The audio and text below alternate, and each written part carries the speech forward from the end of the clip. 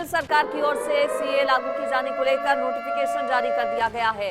CA notification पर JNU ने advisory जारी की है। स्टूडेंट्स से शांति बनाए रखने की अपील की गई है।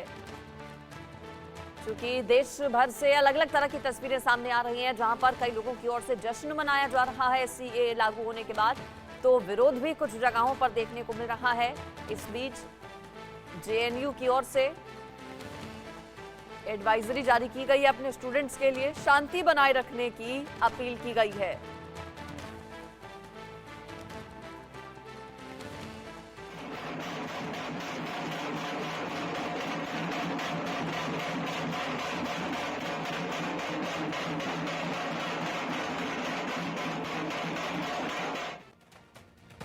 तो देखिए, सीएए पर केंद्र सरकार ने ऑनलाइन आवेदन मांगे हैं। सीएए का नोटिफिकेशन जारी हो गया है, जिसके बाद देश भर में सुरक्षा कड़ी की गई है। पुलिस ने कई इलाकों में फ्लैग मार्च भी निकाला। दिल्ली के शाहीन बाग, शाहदरा में पुलिस की ओर से फ्लैग मार्च निकाला गया। सीएए लागू होने पर लोगों की ओर से खुशी भी मनाई जा रही है। पोर्टल इसके लिए बाकायदा लॉन्च किया गया है। पोर्टल पर ऑनलाइन आवेदन लोग कर सकेंगे, चाहे वो लैपटॉप से हो या फिर मोबाइल फोन से। और देश भर में कई ऐसे लोग हैं जो कि गैर मुस्लिम हैं, जो कि 2014 से पहले से ही पाकिस्तान, अफगानिस्तान, बांग्लादेश से आकर भारत में रह रहे हैं और उन्हें नागरिकता मिलने का रास्ता अब साफ हो गया है, जिसके बाद उनकी ओर से प्रधानमंत्री नरेंद्र मोदी का, बीजेपी का शुक्रिया किया जा रहा है और विपक्ष इस पर आपत्ति देखिए जाहिर कर रहा है। जहां एक तरफ केरल और पश्चिम बंगाल सरकार ने कह दिया है कि इन राज्यों में टीएमसी लागू नहीं होगा, वहीं दूसरी ओर कांग्रेस और एआईएमआईएम की ओर से टाइमिंग को लेकर सवाल उठाए जा रहे हैं। इस पर मेरे साथ दो रिपोर्टर्स हमारे जुड़ गए हैं।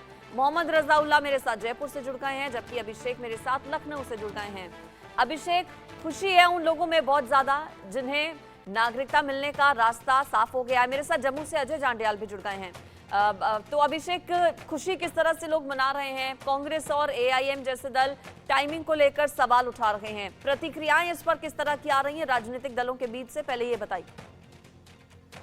बिल्कुल, सीए लागू किए जाने की जिस तरह की बातें थी उसको लेकर पहले से ये तय था कि जब भी सीए लागू होगा उस वक्त ये पॉलिटिकल इंटरफेस या कहा जाए कि बयानबाजियां जरूर देखने को मिलेंगी।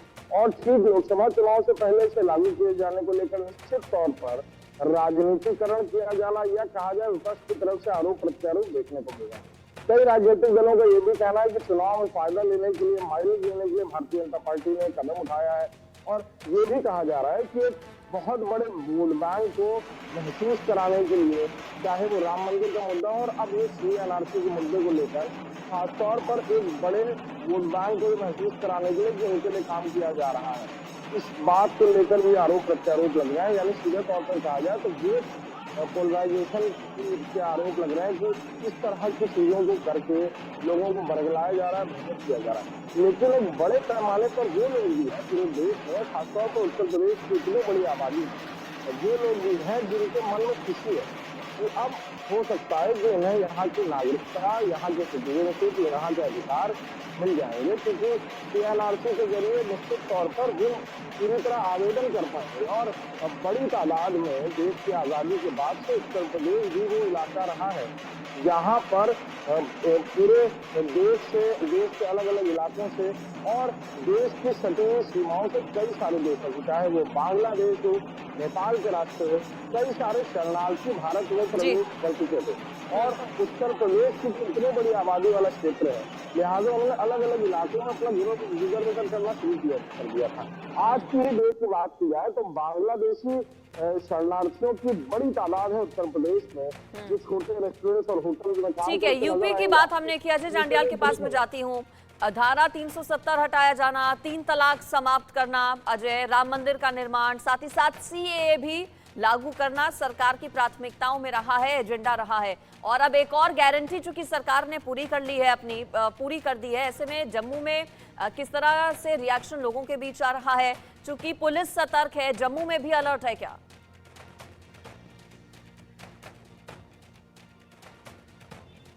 अनम्यूट कीजिए अजय, आवाज नहीं आ रही आप।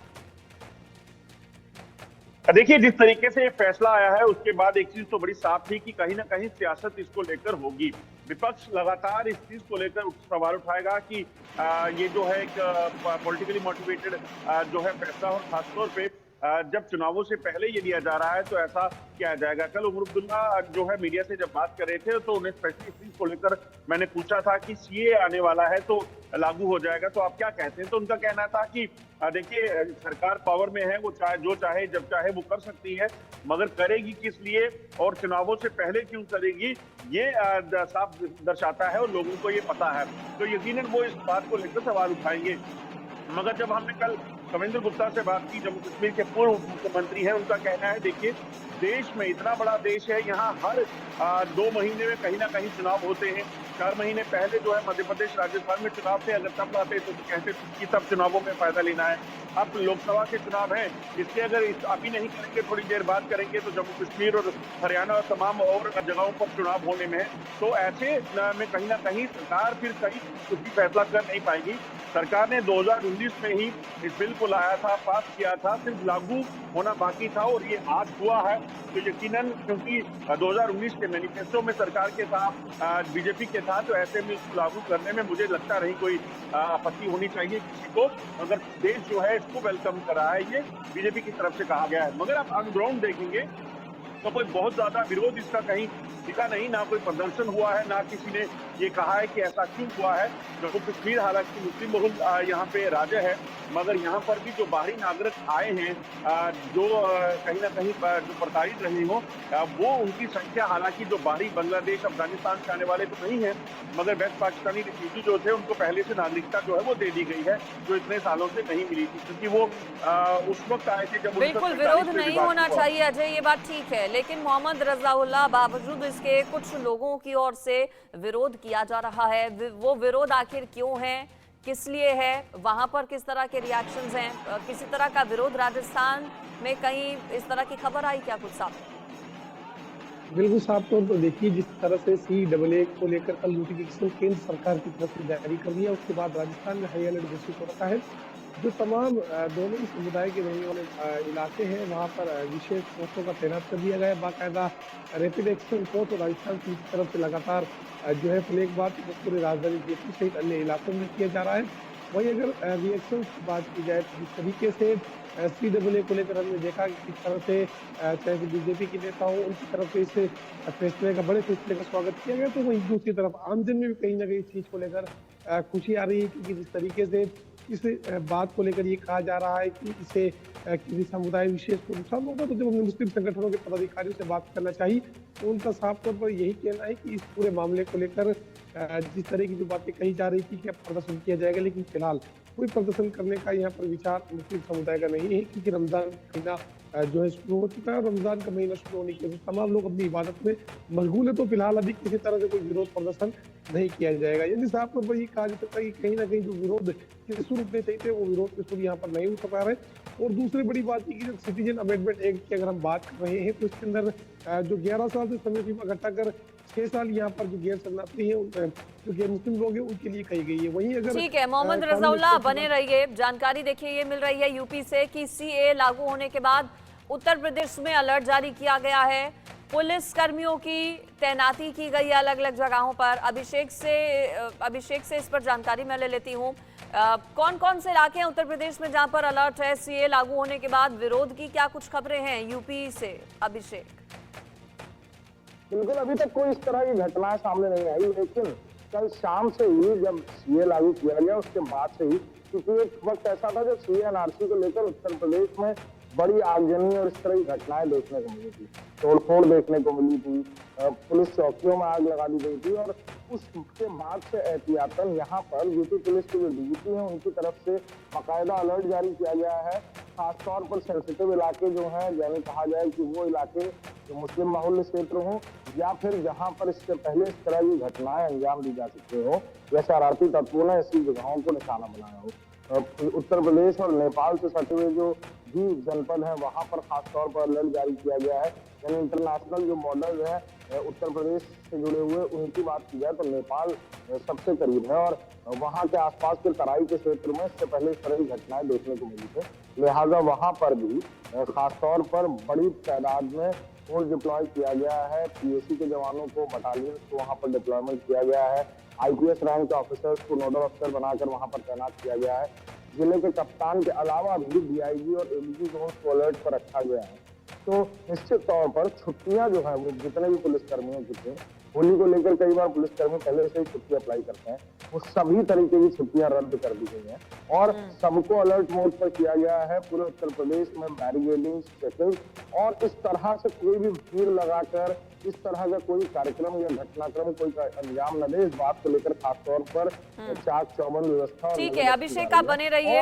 एक बार फिर से अजय जांड्याल के पास में जाती हूँ। अजय, क्या पोर्टल पर आवेदन आने शुरू हो गए हैं क्या?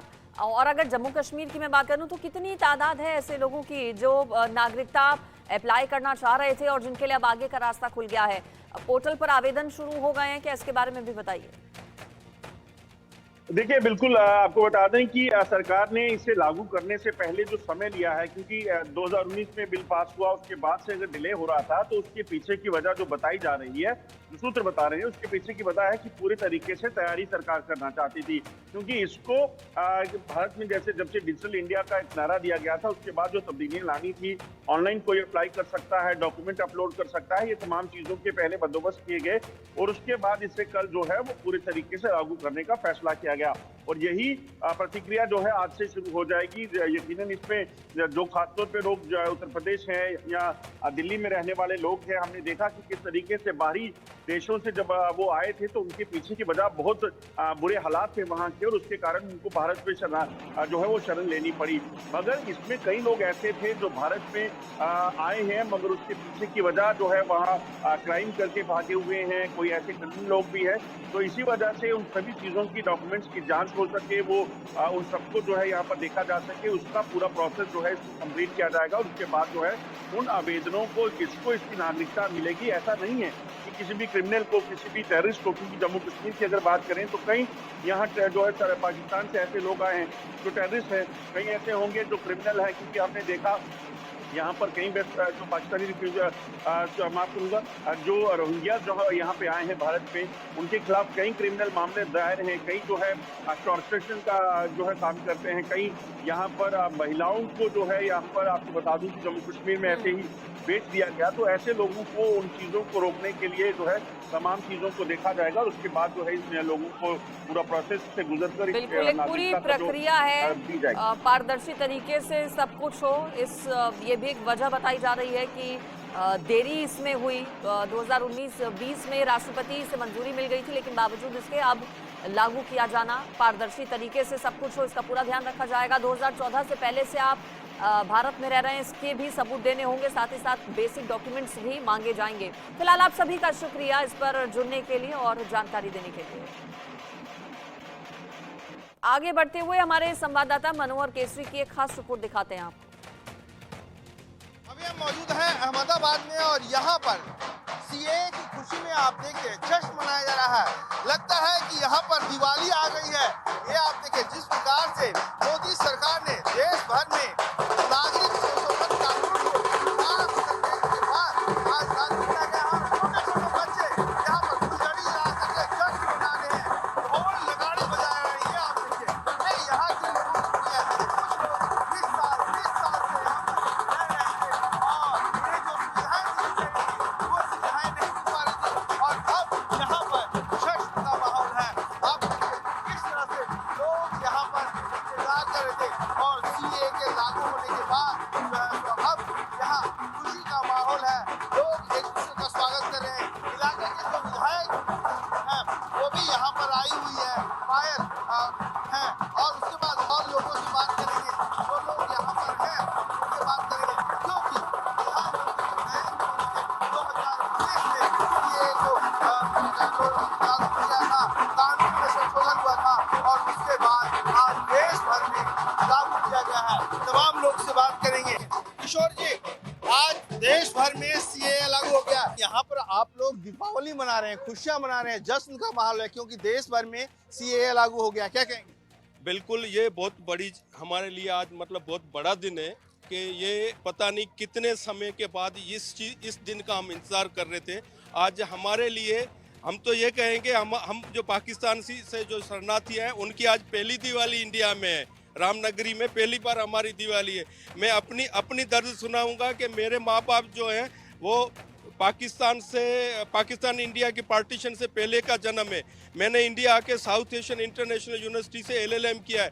12 साल हो गए हैं मुझे, जो इंटरनेशनल लॉ का स्टूडेंट है, और मेरी जो फैमिली है सामने घर है उसको नागरिकता नहीं मिली है। आम पब्लिक जो बेचारा लेबर है, जो मजदूर है, जो किसान है, जो यहाँ पे खेत मजदूरी करता है, लेबर करता है, उसकी क्या दशा होगी। तो ये बहुत तकलीफ दे मतलब जो था, जो आज इसका पूरा मतलब जो ये टूटा है, और हम यही आशा रखते हैं और हम ये मतलब बहुत धन्यवाद करते हैं मोदी जी को, अमित शाह जी को, पायल बहन जो MLA आई है, डिम्पल बहन आई है, इनके साथ जो मतलब यहाँ पे टीम है, इन सबका हम इस चीज़ में स्वागत करते हैं और इन सबका हम अप्रिशिएट करते हैं कि ये इस चीज़ की बहुत ज़रूरत थी जो बड़े लंबे अरसे के बाद आई है।